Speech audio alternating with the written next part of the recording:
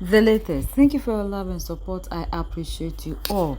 Wonders they say shall never cease to happen. As our brothers and sisters in South Africa are busy fighting us, leaving the people who are actually their problem, the white South Africans have also joined the Africans against the black South Africans.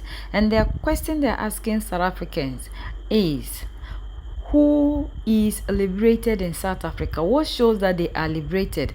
And if they show that they are liberated, in which way are they liberated? Because when it comes to the land, they don't own the land. When it comes to the institution, they don't own it. When it comes to politics or whatever, they don't own any narrative. So they have not been liberated. This video is for the Africans. Today I'm going to ask the question, what were you liberated from? Based on your own version, based on your own complaints, let's ask the questions. So you see, according to you, you didn't have the land. You still don't have the land. You didn't have the banks. You still don't have the banks. You didn't have the minerals. You still don't have the minerals. You didn't have the economy. You still don't have the economy. You used to have the informal economy, but you no longer have the informal economy. That is dominated by foreigners, Somalians, Pakistanis, and so forth. So what is it exactly that you were liberated from? You didn't have the food production. You still don't have the food production. You didn't have the factories. And today, South Africa has hardly got any factories. What is it that you were liberated from? You used to have dominion over your woman.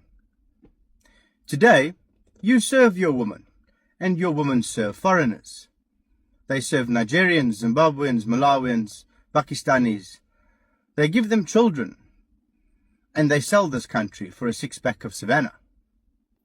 You say that you used to have bad education. You still have bad education. You say you didn't have major industries. You still don't have major industries. You said you didn't have jobs. You still don't have jobs. You said you didn't have reliable electricity, and you still don't have reliable electricity. You said you didn't have water, and now you still don't have water. In fact, you've got sewage running past your front door. What exactly were you liberated from? You say you didn't have good hospitals, and yet today you still don't have good hospitals. You say that you were never safe, and yet today you're still not safe due to the crime. You say you didn't have independence, and yet today all you have is dependence. Millions and millions of people standing in a SASSA line for a handout, for a grant, to be humiliated, a dependent. So what is it exactly that you were liberated from? Now some of you might say, well, you know, we were politically liberated. Really? Then why don't we see the results of that political liberation? Is it plausible that you were just sold the illusion of political liberation? Can someone please help me square this circle? Post in the comments and tell me exactly what you were liberated from. So I'm supporting it because I think the attack on immigrants at the moment is also an attempt to make South Africans look away from the things that are standing in the way of delivery of what everybody needs. What are some of the issues as far as anti-foreigner sentiments and actions are concerned that you are complaining about today, that you have seen? So I think things like blocking clinics, saying clinics can only be for some people. Okay, and it's a problem because if the,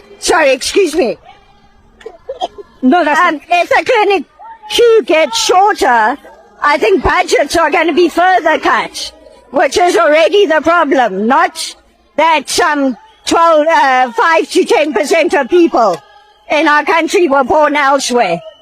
How do you think the government of South Africa should intervene? We have seen these anti-foreigner sentiments growing. We have seen sometimes violence being implemented by those that are evicting foreigners from their trading stores. Yes. How do you suggest the government should deal with this? Well, I think they're supposed to, if they were serious about being for human rights and against racism, then I think they would intervene to stop those kinds of things. But I fear actually that a lot of the anti-immigrant sentiment is actually coming from the top.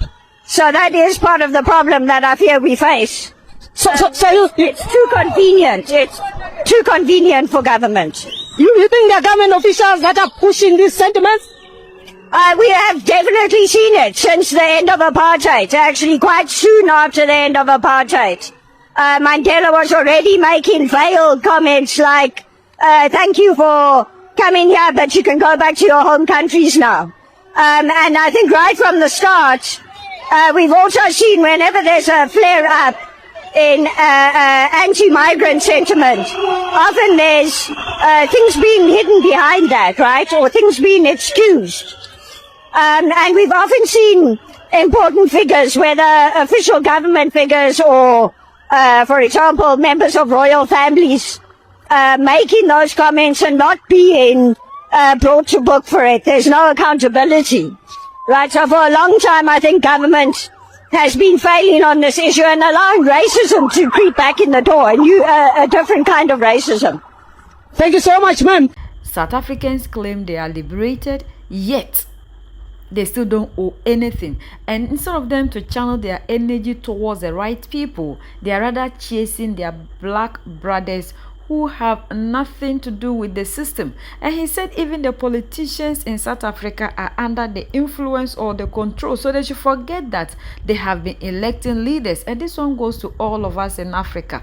We all in Africa do not owe anything, except some of us. When it comes to the land, we have it, but when it comes to the political institution, we don't have it. Like he said, even politics, they claim they have political independence. Even with that one, the whites control it. So we Africans must come to the realization that we are not the problem of ourselves. There are few people who have hijacked the country, even though South Africans, the whites, are still with them.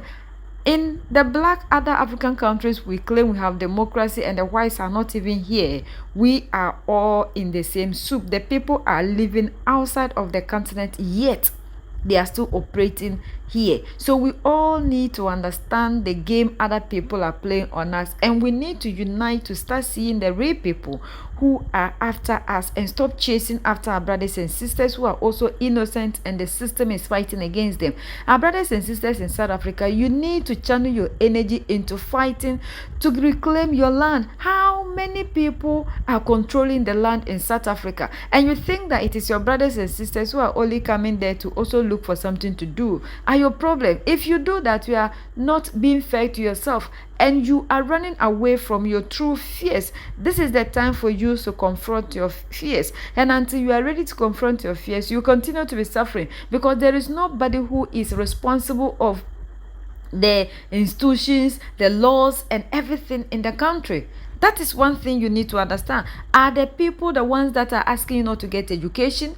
Who makes the laws and you cannot attend certain schools? So your frustration and the hospitals you claim they are taking over everything, it is not anybody who is doing it. Go and target the right people and fight the right people to reclaim your land. United we stand, divided we fall, and united we keep standing forever and ever. The greatest enemy of the African is mental slavery. So let's decolonize ourselves from mental slavery. Let's keep sharing to educate our brothers and sisters. Together we make Africa great for ourselves.